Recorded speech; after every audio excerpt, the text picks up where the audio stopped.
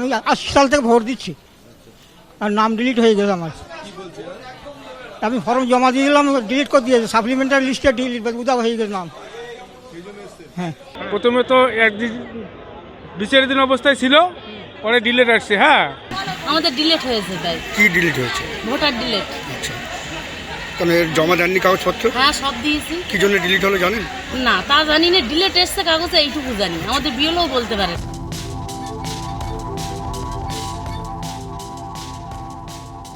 প্রখর রোদ, হাঁসফাঁস পরিস্থিতি, কিন্তু সেই কষ্ট দেখার সময় কি এখন রয়েছে? বিবেচনাধীন তালিকা থেকেও নাম বাদ, তাই ভোটের আগে নাম তুলতে রাজ্যের অফলাইন ট্রাইব্যুনালে পড়েছে লম্বা লাইন। কারোর চোখে মুখে ধরা পড়েছে উৎকণ্ঠা, কেউ চিন্তিত তার ভোটাধিকার নিয়ে।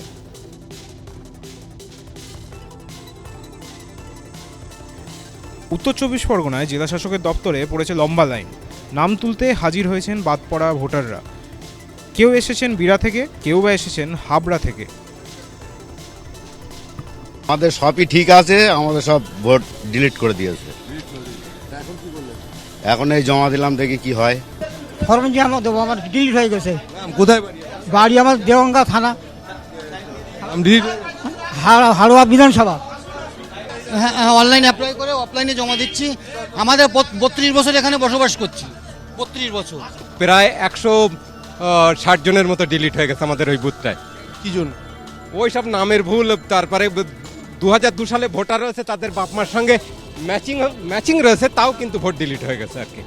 শুধু উত্তর 24 পরগনা নয়, আপিল ট্রাইব্যুনালে নাম তুলতে ভিড় জমেছে দক্ষিণ 24 পরগনাতেও। ক্যানিংয়ে এসডিও অফিসে জমা পড়েছে আবেদন।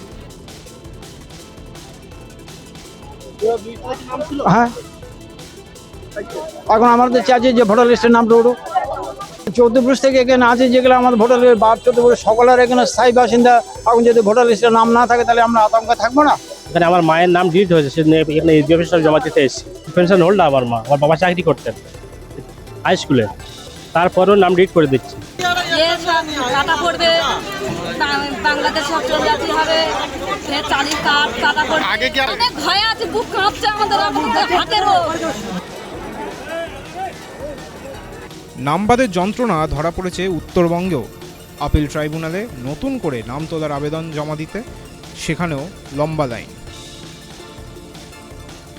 তারপর দেখি এখন ভিড়ে যে অস্থির, লাইন তো কোনো সঠিক নাই একটাও। আর কাউন্টারে জানা হচ্ছে যে একজন লোকই মানে নিচ্ছে জমা। তো এটা কিভাবে সারাদিন হবে? সবাই তো না খেয়েই আছে। এই প্রায় সকাল 6টা থেকে লাইনে আছি, এখন প্রায় 3টা বাজতেছে। আমার আগে প্রচুর, এখন 6 থেকে 700 মানুষ এখনো আগে আছে।